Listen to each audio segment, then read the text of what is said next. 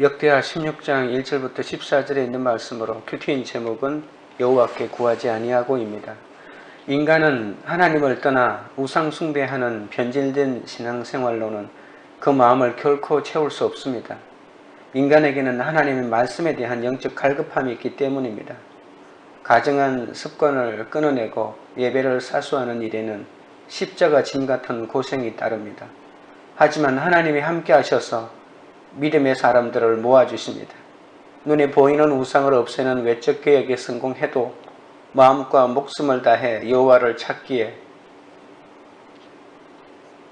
우리는 내적 개혁을 이루지 않으면 불완전한 개혁으로 머물 수밖에 없다는 것을 기억해야 합니다. 왕과 백성들은 마음과 목숨을 다하여 조상들이 숨기던 하나님만을 찾겠다고 새롭게 언약을 맺습니다. 몸과 마음을 다하여 하나님을 찾으며 구할 때 비로소 진정한 평안과 안식을 누릴 수 있죠. 목숨을 걸고 예배의 자리를 지키고 말씀을 붙잡을 때 내적 개혁이 이루어지고 기쁨과 평안이 넘쳐납니다. 그리고 개혁의 끝에는 구원을 위한 가족의 객관화가 있다고 했습니다. 태우임에도 불구하고 우상을 숨기는 할머니를 그냥 두지 않았던 것처럼 혈연의 사사로운 정을 넘어 복음 때문에 적용할 때 신앙이 계승되고 전쟁이 없어집니다. 진리를 희생시킨 사랑은 진짜 사랑이 아니라고 했습니다.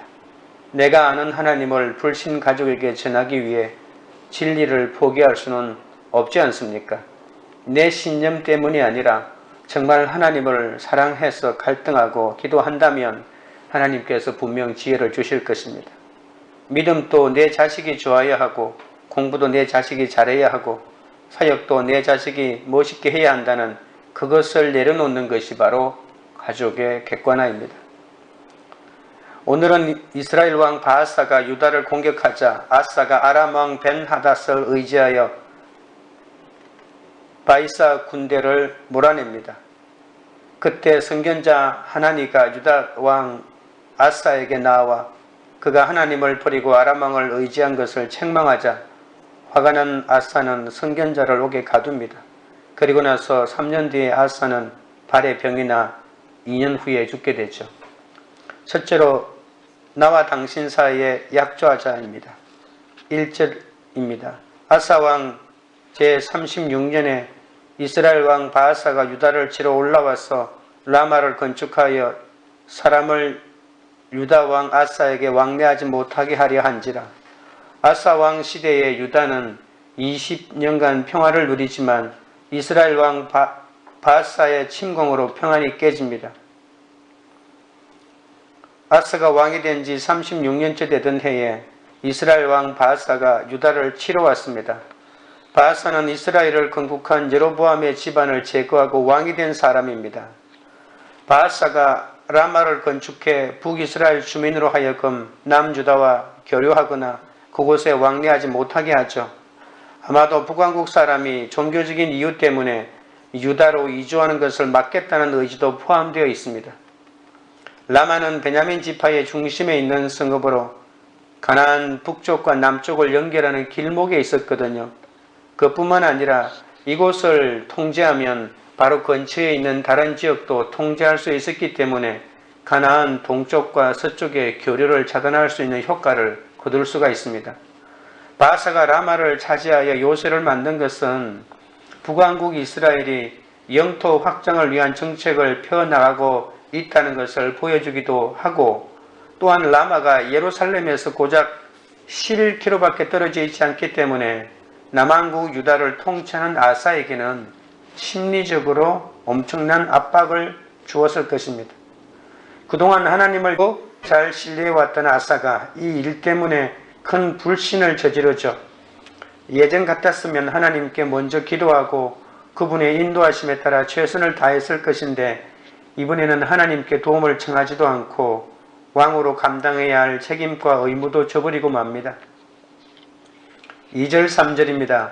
아사가 여호와의 전 곡간과 왕궁 곡간에 은금을 내어다가 다메섹에 사는 아람 왕 벤하닷에게 보내며 이르되 내 아버지와 당신의 아버지 사이에만 같이 나와 당신 사이에 약조하자. 내가 당신에게 은금을 보내노니 와서 이스라엘 왕 바하사와 세운 언약 약조를 깨뜨려 그가 나를 떠나게 하라 하며, 북이스라엘 왕 바하사가 남유다를 침공하자 유다 왕 아사는 두려움을 느낍니다. 그래서 자신의 왕궁뿐만 아니라 성전에 있는 모든 금과 은을 모아 아람 왕 벤하닷에게 보내면서 자신을 도와달라고 요청합니다. 금은 부하를 받고 이스라엘의 바하사와 맺은 동맹을 깨고 자신과 동맹을 맺어 북왕국을 침략해 달라는 것이죠. 아사는 하나님을 믿는 신앙을 가진 자로서 마땅히 하나님께 자신의 문제를 아뢰고 상의해야 하지만 그렇게 하지 않았습니다. 그는 오히려 하나님을 제쳐둔 채 인간적인 수단과 방법을 통해 스스로 위기를 넘겨보고자 합니다. 사건이 찾아올 때 하나님을 믿는 내가 무엇보다도 먼저 해야 할 일은 하나님께 그 문제를 가지고 나아가서 하나님의 도우심을 구하는 데 있지 않겠습니까? 4절입니다. 베나닷이 아사 왕의 말을 듣고 그의 군대 지휘관들을 보내어 이스라엘 성읍들을 치되 이용과 단과 아벨마임과 납달리의 모든 국고성을 쳤더니, 아사에게 큰 뇌물을 받은 베나닷은 곧장 부하를 시켜 이용과 단과 아벨마임과 납달리를 치도록 합니다. 재물과 국익에 혈안이 되어 있던 아람 왕 벤하닷에게 이스라엘과 맺었던 동맹은 별 의미가 없었습니다. 언제든지 더 많은 돈을 주는 나라가 있으면 이미 맺었던 동맹도 밥 먹듯이 깨뜨려 버렸습니다. 또한 마음 내키는 대로 약소 국가와 맺은 언약을 파괴하는 것이 바로 강대국의 횡포이기도 합니다. 결국 아사는 역사상 처음으로 자매나라 이스라엘과 갈등에 이방 세력을 끌어들인 유다 왕이 됩니다. 훗날의 아하스도 이 아사의 전례를 따르게 되죠. 참 불행한 일입니다. 5절 6절입니다. 바하사가 듣고 라마 건축하는 일을 포기하고 그 공사를 거친지라 아사 왕이 온 유다 무리를 거느리고 바하사가 라마를 건축하던 돌과 제목을 운반하여다가 게바와 미스바를 건축하였더라. 아사의 제안은 벤하닷에게 북이스라엘을 공격할 명분을 주었죠. 그리고 아람 왕이 쳐들어왔다는 소식에 바하사는 라마 건축을 멈추고 아람의 침략자들을 대항하기 위하여 급히 수도로 사마리아로 올라갑니다. 그 틈을 놓치지 않은 아사는 백성들에게 바하사가 라마를 건축하는 데 사용했던 돌과 제목을 모두 가져오게 해서 그 자재들로 게바와 미스바를 보수하는 데 사용합니다. 게바는 예루살렘에서 북서쪽으로 10km 떨어진 곳에 있었던 베냐민 지파의 성읍이었고, 미스바는 예루살렘에서 북동쪽으로 13km 떨어진 라마의 북쪽에 있던 성읍입니다. 아사는 라마에서 노획한 건축 자재들을 가져다가 이 북쪽 국경선을 강화했던 것이죠. 이때부터 북왕국 이스라엘이 멸망하는 주전 722년에 이르기까지 유다와 이스라엘의 국경선은 바로 여기입니다. 아사는 위기일 때 하나님을 찾지 않고 세상의 도움을 구하며 인간의 해결 방법을 찾았습니다. 위기의 순간에 하나님보다 내가 더 의지하는 대상이 바로 나의 우상 아닙니까? 위기의 순간일수록 하나님을 의지해야 되는데 참으로 안타까운 사실입니다. 적용 질문 드립니다. 위기의 순간에 하나님보다 내가 더 찾고 의지하는 대상은 누구이며 무엇입니까? 둘째는 분노하는 아사입니다. 7절 8절입니다. 그때의 선견자 하나니가 유다 왕 아사에게 나와서 그에게 이르되, 왕이 아람 왕을 의지하고 왕의 하나님 여호와를 의지하지 아니하였으므로 아람 왕의 군대가 왕의 손에서 벗어났나이다. 구스 사람과 룹 사람의 군대가 크지 아니하며 말과 병거가 심히 많지 아니하더이까. 그러나 왕이 여호와를 의지하였으므로 여호와께서 왕의 손에 넘기셨나이다. 그때 선견자 하나니가 아사 왕을 책망합니다. 하나님은 아사 왕이 이스라엘의 주인이신 여호와께 묻지도 않고 불신으로 아예 사울이 하지도 않았던 직무유기와 자매 나라와의 갈등에 이방 나라를 끌어들인 것에 대해서 하나님이 절대로 용납하지 않는 싫어하는 일이라고 말합니다. 하나니라고 하는 말의 뜻이 자비라는 뜻이거든요. 아마도 아사가 회개하면 하나님께서 용서하시겠다는 뜻이 이 속에 담겨 있는지도 모릅니다. 선지자는 이번 일로 아람 왕과 군대가 아사의 손에서 벗어났다고 하죠. 이 말은 무슨 말입니까? 만약에 아사가 이번 일을 믿음으로 처리했더라면 침략해 오는 북왕국뿐만이 아니라 북왕국의 동맹국가인 아람 왕도 완전히 이길 수 있었을 텐데 그 기회를 놓쳤다, 이런 의미입니다. 아사가 하나님이 아닌 아람 왕을 의지함으로 이제 아람의 세력을 통제할 수 없게 되었다는 뜻이거든요. 도저히 대항할 수 없었던 엄청난 구서의 100만 대군을 하나님을 의지하여 승리한 것을 이 하나니가 일깨워줍니다. 그때는 왕이 이렇게 하지 않았습니까? 100만 대군을 하나님의 기도함으로써 모두 물리쳤던 그 과거의 기백은 어디 갔냐고 이렇게 책망하고 있는 것이죠. 그때 아사 왕이 승리한 것은 유다의 군사력이 강해서가 아니라 하나님을 의지했기 때문 아닙니까? 하나님은 온 마음을 다해 그분을 의지하는 자에게 반드시 필요한 힘을 허락하시는 분 아닙니까? 9절 10절입니다.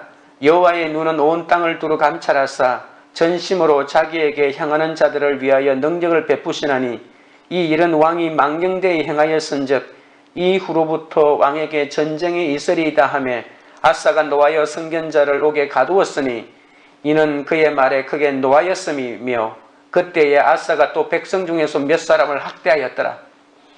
선지자는 왕이 진심으로 주님을 바라볼 때는 하나님의 능력을 베푸셔서 평화를 주셨지만 이제는 어리석고 망정된 행동을 했기 때문에 전쟁이 있겠다고 선포합니다. 아사의 죄악을 정확하게 지적하죠. 이처럼 내가 잘못했을 때 내 죄악을 정확하게 지적하여 하나님께로 돌이키게 해줄 수 있는 그런 사람이나 그런 공동체가 있다면 얼마나 좋겠습니까? 아사가 하나님을 의지했더라면 이스라엘과 아람은 드는 유다를 넘보지 못하고 유다에는 지속적인 태평성세가 임했을 것입니다. 하지만 아사가 하나님을 의지하지 않았기 때문에 이 평화는 깨어졌습니다. 아사는 하나님을 의지하지 않았던 자신의 죄를 지적하는 이 하나님의 말을 듣고 회개하기는커녕 그를 감옥에 가두어 버립니다. 아사가 순간적으로 하나님을 불신한 것이 아니라 언제부터 어디서부터 잘못되었는지는 모르겠지만 그의 마음이 완고에 져 있습니다. 하나님을 거부하고 있습니다. 하나님의 말씀을 그렇게 잘 들었던 지나가는 이름 없는 무명의 선지자가 하는 말도 듣고 그 말에 순종했던 이 아사가 어느 날부터 하나님의 말씀을 거부하고 듣기 싫어했던 것입니다. 아사는 이방 군대를 끌어들인 최초의 왕이었을 뿐만이 아니라 선지자를 핍박하는 최초의 왕이 되었습니다. 아사는 선지자를 감옥에 가두는 것으로 화가 풀리지 않고 그래서 선지자의 말에 동조하는 백성들을 학대하기까지 했다고 합니다.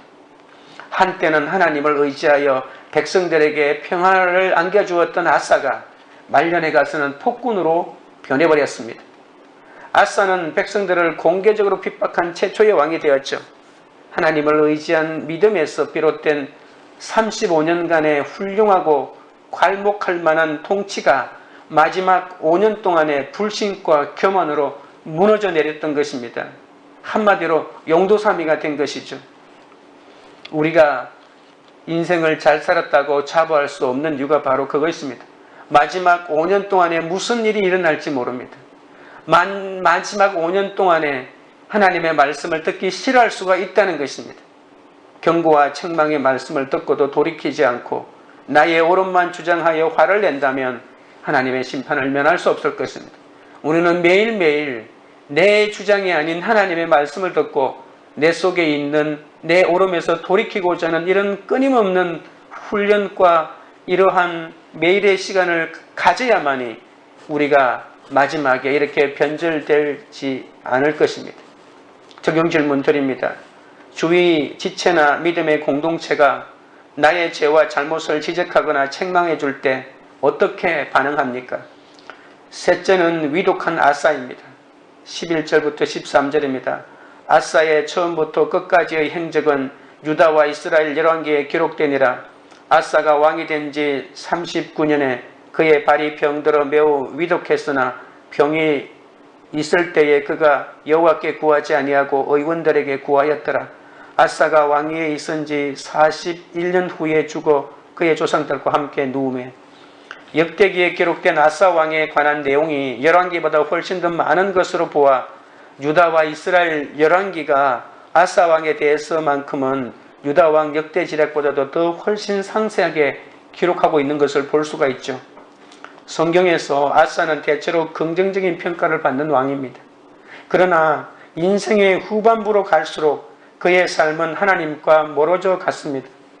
아사는 저기 39년째 되던 해에 발에 병이 나서 위독하게 됩니다. 그는 병이 들어 위독해졌을 때에도 하나님을 찾지 않고 의사들을 의지했습니다. 병이 들었을 때 의사에게 찾아가 치료받는 일이 마땅하잖아요. 그가 목숨이 위태로울 상황에서도 하나님께 기도하지 않다가 2년 뒤에 죽음을 맞이하게 된 것은 안타까운 일입니다. 하나님이 회개하고 하나님은 아사의 통치 말년에 그의 불신앙과 악행을 바로잡을 수 있는 마지막 기회를 주셨지만 그는 그것마저도 저버린 것이죠. 의사의 치료를 받지 말라는 것이 아니라 회개할 기회를 놓치지 말라는 뜻이죠. 마치 북왕국에 바하사가 침략했을 때 믿음으로 해결하지 않고 외교적인 근무 술수로 해결한 것과 같다는 겁니다. 처음에는 하나님을 그처럼 의지하던 그가 일생의 마지막 5년은 불신자가 되어 생을 마감한 것이 참으로 안타깝습니다.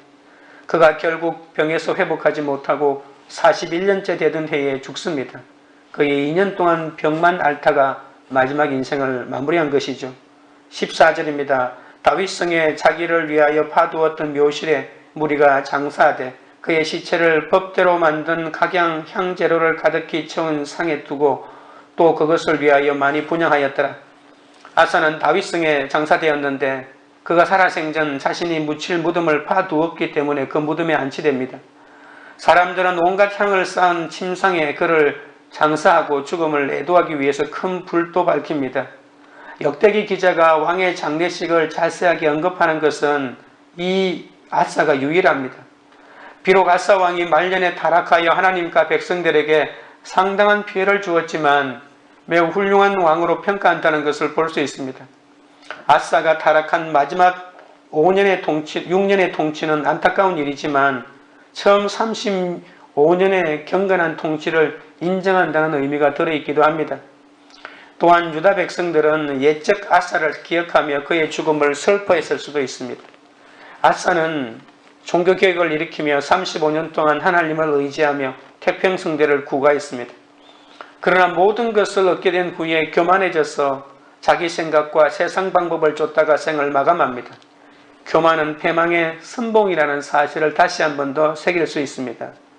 아사처럼 처음 믿을 때의 열정과 감격이 식은 채 감당하기 힘든 삶의 여러 문제를 만나면서 하나님과 점점 멀어지고 있지는 않습니까? 날마다 자신의 연약함을 인정하고 하나님의 도우심을 구하는 사람만이 어떤 문제와 어떤 사건 속에서도 하나님을 바라볼 수 있는 하나님만 의지하는 그런 삶을 살 수 있습니다. 적용 질문 드립니다. 하나님이 주신 것을 내 힘과 노력으로 얻은 것이라 착각하며 내가 쫓고 있는 세상 방법은 무엇입니까? 기도드리겠습니다. 하나님 아버지, 위기의 순간마다 하나님을 의지하지 못하고 눈에 보이는 세상의 방법을 구하고 우상을 찾아 싸우니 용서하여 주시옵소서. 위기의 때에 하나님을 찾게 하여 주옵소서. 날마다 말씀을 통해 나의 연약함을 고백하게 하시고 다윗처럼 위대한 삶을 꿈꾸지 않고 거룩한 삶을 살게 하여 주옵소서. 나의 죄와 잘못을 지적해주는 지체들의 말을 인정하고 회개하지 못하고 오히려 그 말에 분노하며 나의 옳음을 주장하고 합리화했음을 용서하여 주옵소서. 경고와 책망의 말씀을 듣고 돌이키게 하옵소서. 나의 옳음만을 주장했을 때 하나님의 심판에 들어간다는 사실을 알게 하여 주옵소서. 공동체의 처방을 잘 듣게 하시고 흉한 소식에 귀를 기울이게 하여 주옵소서. 인간적인 방법과 수단으로 스스로 문제를 해결하려고 애쓰다가 불순종에 빠지지 않도록 불쌍히 여겨 주옵소서. 이제는 교만한 마음을 버리고 겸손히 하나님만 의지하도록 도와주옵소서. 모든 것을 얻고 난 후에 교만해져서 내 생각과 세상 방법을 쫓다가 생을 마감할까 두렵습니다. 교만으로 넘어지지 않도록 붙들어 주옵소서. 처음 믿을 때의 열정과 감격이 식어지지 않게 하시고 감당하기 힘든 삶 가운데서도 주님의 도우심만 바라며 나가게 하옵소서. 날마다 말씀으로 하나님께 먼저 물으며 하나님의 도우심을 구하는 인생이 되게 하여 주시옵소서. 관계 우리들 교회가 전심으로 여호와를 찾고 가족 우상을 버리며 하나님 앞에 온전하다 여김받는 공동체가 되게 하옵소서. 하나님이 주신 것을 우리의 힘과 노력으로 얻은 것이라 착각하며 세상을 쫓아가는 공동체가 되지 않게 하옵소서. 이 땅의 우상들에게 마음을 돌이켜 하나님을 경외하고 겸손히 우리에게 맡겨진 역할에 순종함으로 사명을 끝까지 감당하는 그런 교회가 되게 하여 주시옵소서. 예수님의 이름으로 기도드립니다. 아멘.